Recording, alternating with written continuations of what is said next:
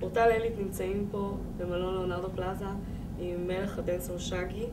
Shaggy, thank you very much for allowing you to interview you. Pleasure, always. Thank you. So, like I told you, there is a huge community of Ethiopians here in Israel, and most of us grew up on your music, and like basically you're the king of dancehall for us. Oh. You are. So what took you so long to come to Israel? I've read that you said that you've been wanting to come here. Yeah, I'm still, that's puzzling to me. I don't understand what has taken us this long. I'm still puzzled by that, to see that there's so many years of very big songs and we're just now coming here. I'm puzzled by that. Okay, I've heard in a few interviews that your accent almost sounded totally American. So, Yes. but now when you talk to me, it's more Jamaican. Do you do it on purpose? It all depends on who I'm talking to. If I'm talking to somebody that's just flipping some straight yank to me, then I'm going to do some straight yank to you too. You know what I'm saying? Okay. But if you want me to talk Jamaica, I'm going to talk Jamaica straight to you anytime. You know what I mean? I would like to ask you if you could give an advice to the Ethiopian youth as far as keeping their heritage and being proud of it. How do you do it? Much like Jamaica, Ethiopia has a very strong culture. Mm-hmm. You know what I mean? And I think if you're born within that culture, it resonates within you. You understand what I'm saying? Yeah. So I know within Jamaica, even when I came to the U.S., I came to Flatbush, which is a predominantly West Indian community. Mm-hmm. You know what I mean? So the culture of Jamaica and dancehall was alive and well. You know, the music they listened to was dancehall. The food, the restaurants, the people. You had that whole you know, melting pot, so to speak. But you know, very strong West Indian culture. So you know, that's what we connected to, and I'm sure.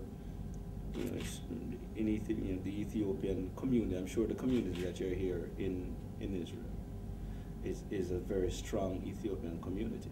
You know? Mm-hmm. So, you know, it is important to keep that going. You know? I mean, I know I have kids, and my kids are born in America. You know, I mean, two of my boys are born.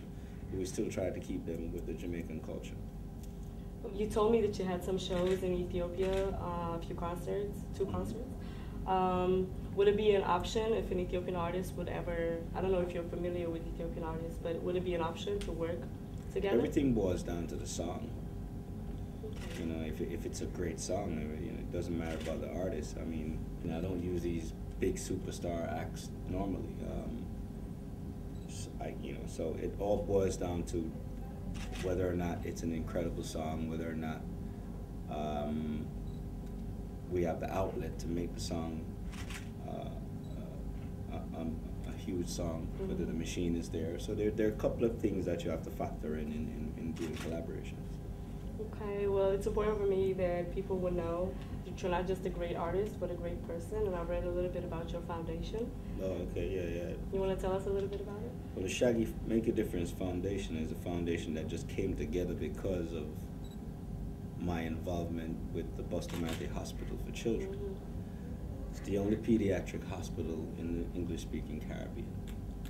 And I just figured that it being the only one, that it needed to be the flagship of the Caribbean as far as pediatric hospitals are concerned. Mm-hmm. And we needed to basically, it needed some help.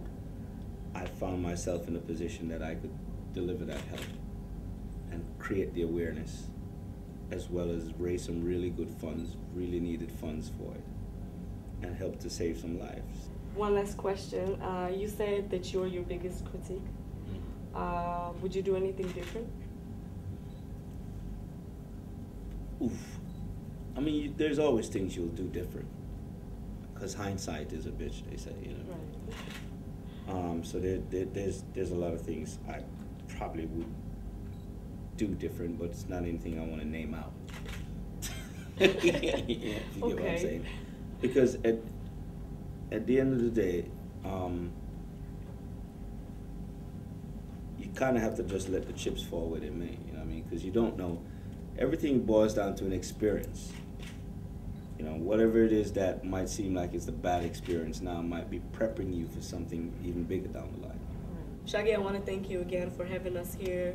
The website Lelit, and we appreciate you having us. And hopefully, if we'll get a chance, I would love to introduce you to the Ethiopian community even more. Would love to. That would be great. I wish I was there at one of them dances, but you know, if you could, it could have been great. You gotta do like a Tuesday dance, man. Well, we'll try to work on it. We'll see what we can do about it. Yeah. Yo, Mim come Lelit. It's a love I said that. Yeah.